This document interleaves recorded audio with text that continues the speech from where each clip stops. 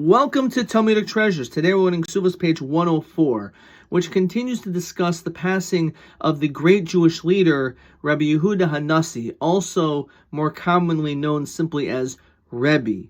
That the sages wanted to do everything in their power to make sure that he would not die, even though he was very sick. And therefore, they spent their entire time engaged in prayer, in repenting, begging God not to take the life of this great leader of Rabbi Yehudah HaNasi. And they continued to even fast.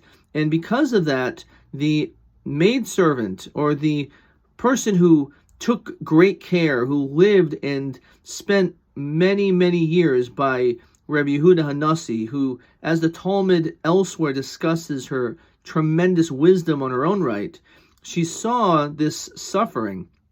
And she went to the top of a roof, and she actually felt that she had a dilemma. She said, God, I clearly see that you want to take him. You want him. However, the people here on earth also want him.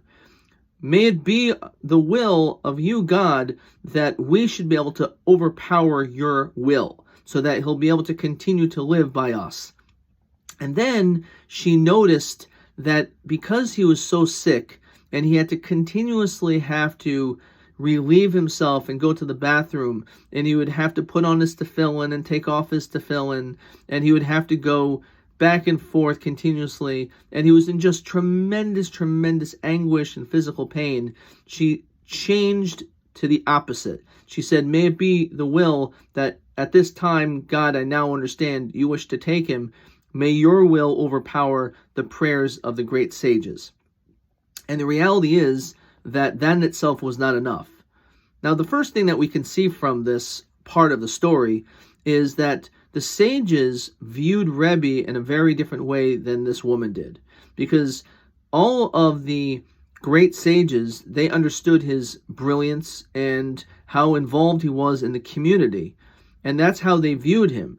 However, this woman, because she had a personal relationship with him, was able to see him in a completely different way. And even though, of course, she cared for him and loved him dearly, she also saw that at a certain point, the suffering was so unbearable that it would be better that at some point these prayers should stop, so that he could eventually be relieved of this tremendous pain and suffering he's been going through.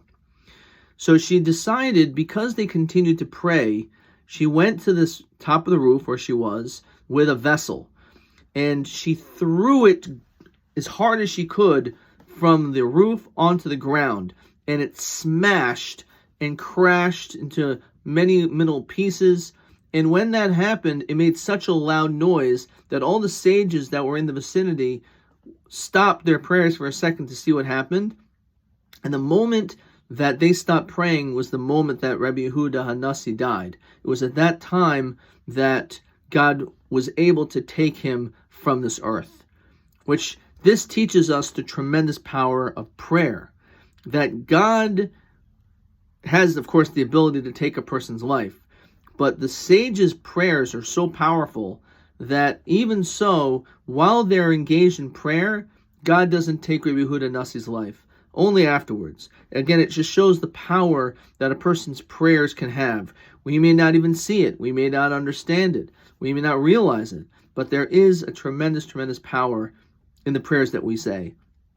And Rabbi Yehudah HaNasi, right before he died, he lifted up his 10 fingers. And he said, God, you see these 10 fingers? I toiled my whole life for the sake of Torah, to teach your messages and all the beautiful, beautiful lessons that are found there within. But I did not benefit even my small little finger. I didn't take anything or benefit in any way from all the different potential things that I could have taken advantage of. Which again shows us the great leader of Rabbi Yehudah HaNasi, that even though he had so much power at his fingertips, but he did not take advantage of the leadership that he had.